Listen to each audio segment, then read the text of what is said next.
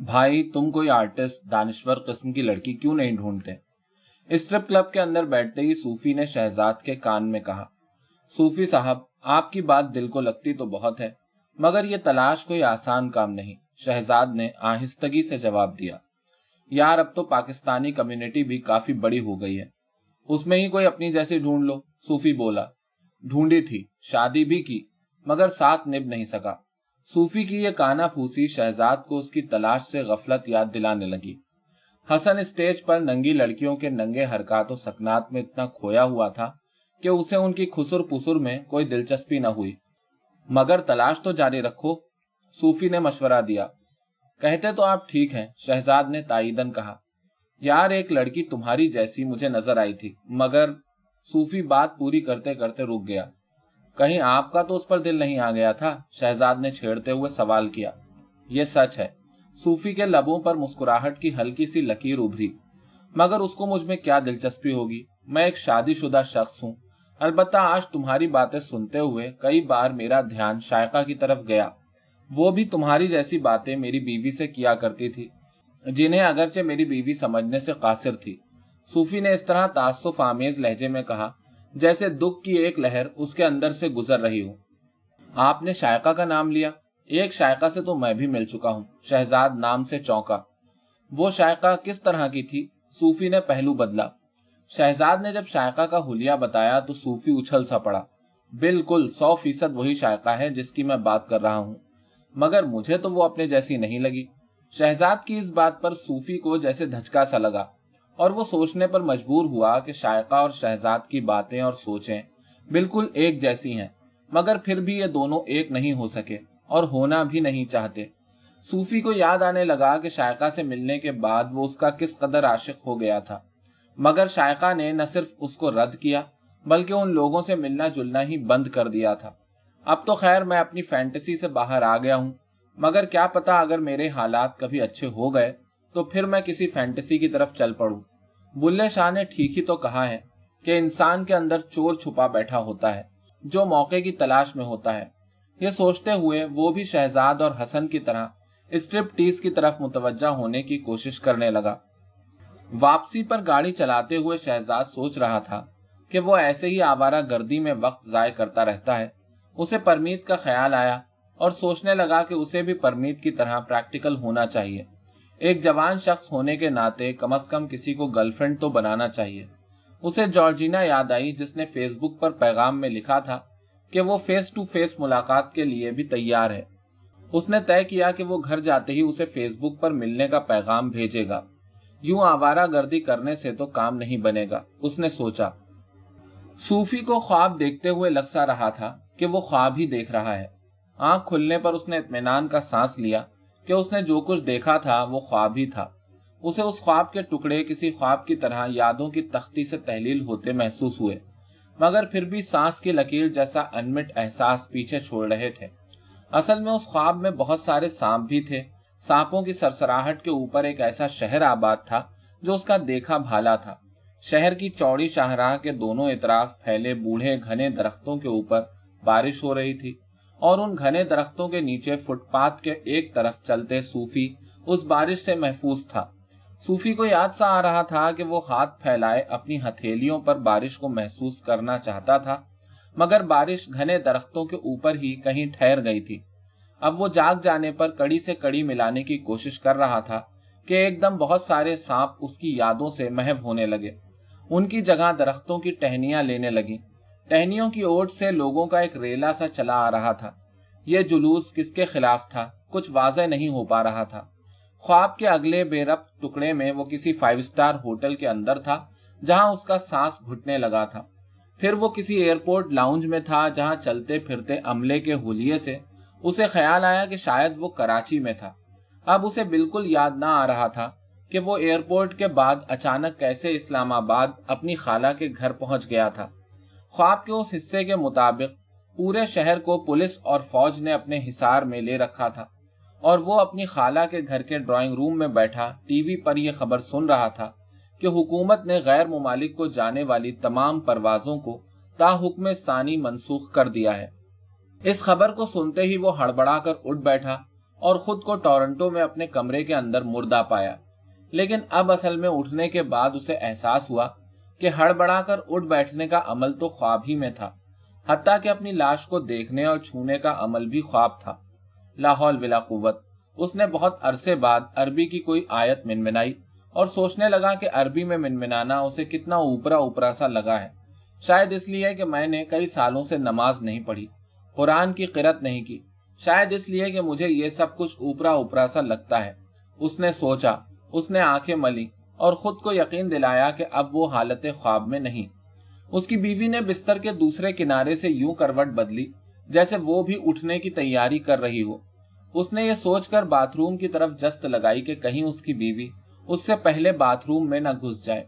Flush पर बैठते ही वो उस अजीबो गरीब बेरब्त ख्वाब की कड़ियां मिलाने की लाशऊरी कोशिश करने लगा, मगर उसे महसूस हुआ कि अभी अभी दिखाई देने वाले ख्वाब की कड़ियां गुम सी होने लगी हैं।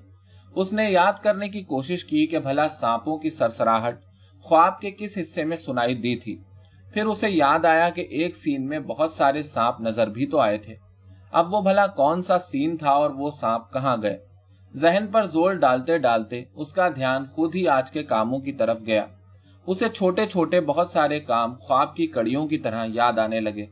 उसे कुछ काम तो यूं मुख्तलिफ नौइयत के महसूस हुए कि उनकी आपस में कोई कड़ी मिलती ही नजर ना आ रही थी। शायद ये पूरी जिंदगी ही ख्वाब है जिसकी कोई कड़ी किसी कड़ी से नहीं मिल रही। ये सोचते हुए उसे हंसी आई कि इस तरह के मकौले उसने बेहतरीन अक़वाले ज़र्री जैसी किताबों में पढ़ रखे थे। उसने हंसते हुए खुद को 2-3 बार फक मैन कहा। उसे लगा कि फक मैन भी अच्छा मकौला है। ख्वाबों और कामों की कड़ियां मिलाते उसका जहन हुब्बुल वतनी के मफरूजों के बारे में सोचने लगा। क्या मुझे पाकिस्तान से मोहब्बत नहीं रही? उसने खुद से सवाल किया। असरे नौ कदम जमाने की गरज से तमाम इमिग्रेंट्स की तरह यूं हाथ पांव मार रहा हूं कि पीछे का कोई ताल्लुक या मोहब्बत याद ही नहीं। उसने अपने सवाल के जवाब में सर खुजाया। फिर उसे सोचों की लड़ी में पिरोया हुआ ख्याल आया कि आखिर ख्वाब में पाकिस्तान में फंस जाने की क्या मानवियत हो सकती है। शायद पाकिस्तान के बारे में बुरी बुरी खबरें पहले से कुछ ज्यादा ही सुनने को मिल रही हैं। क्या आज अंदर ही बैठे रहोगे? बीवी ने बाथरूम के दरवाजे पर दस्तक दी। मिट्टी डालो बेरब्त और बेमानी बातों पर।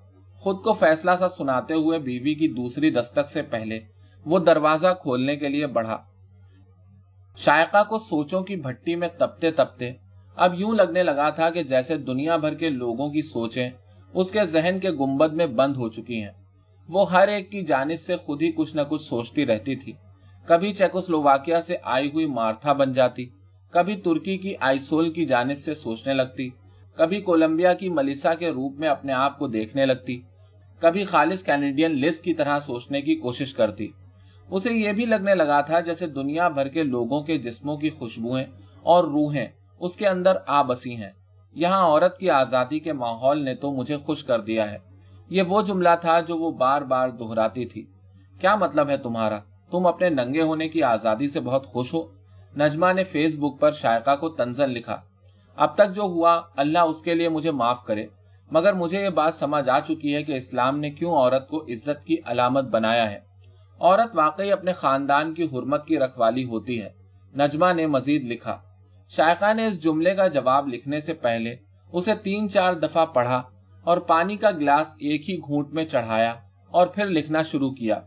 हमारे यहाँ बदकिस्मती से औरत का जिस्म मर्द के लिए जायदाद की हैसियत रखता है, मगर यहाँ पर औरत इज्जत और गैरत की अलामत की बजाय बजाते खुद एक फर्द है, वैसा ही फर्द जैसा कोई मर्द होता है।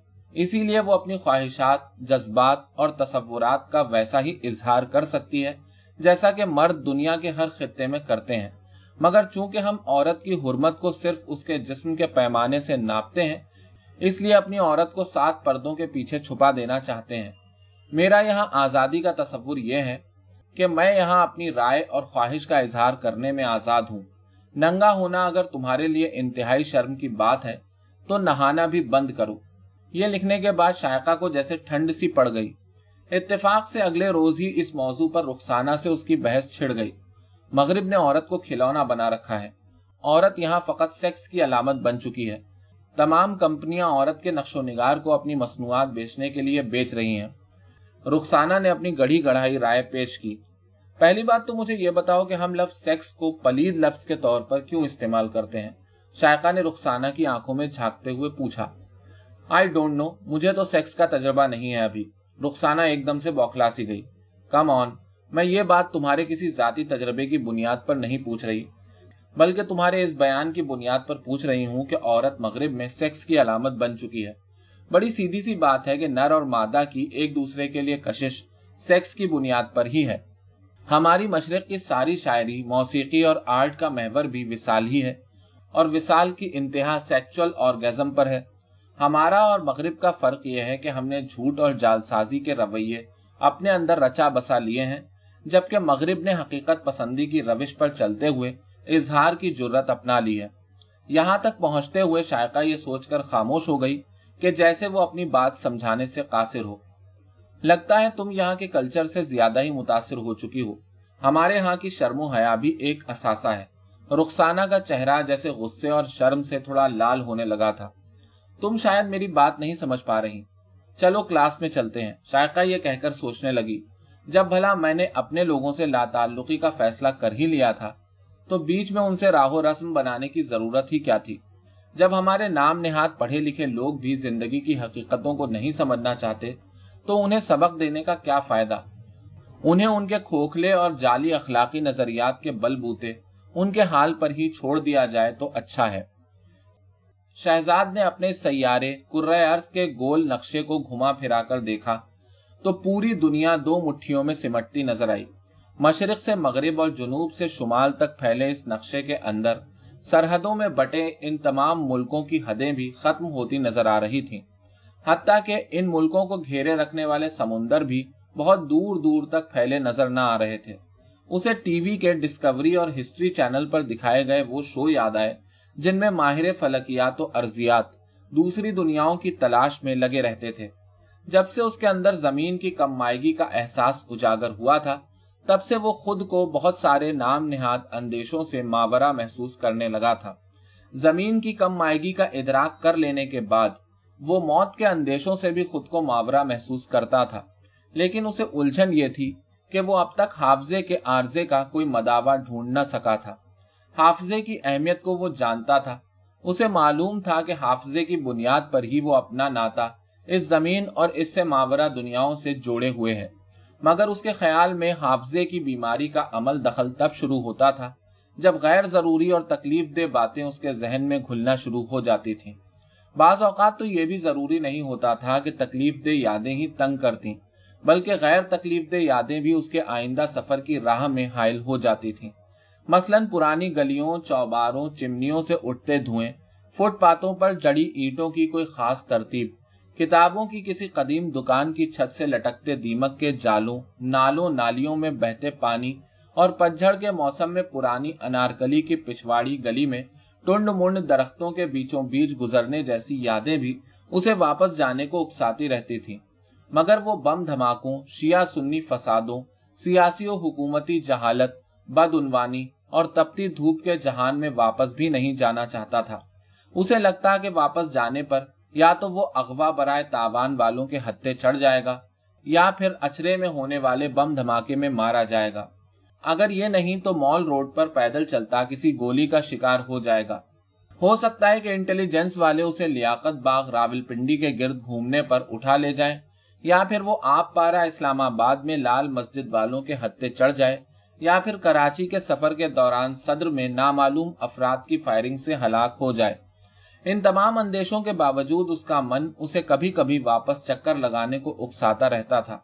उन्हीं बेचैन घड़ियों में उसका हाफजा उसकी मदद भी किया करता था। वो ये भी याद करता कि वो क्यों मुल्क छोड़कर आया था। वो फकत अपने बाप की दौलत के बलबूते पर पढ़ने का अज़्म लेकर नहीं निकला था, बल्कि बाप से जान छुड़ाने के इरादे से निकला था, जो अपनी मर्जी के सामने किसी को पर न मारने देता था।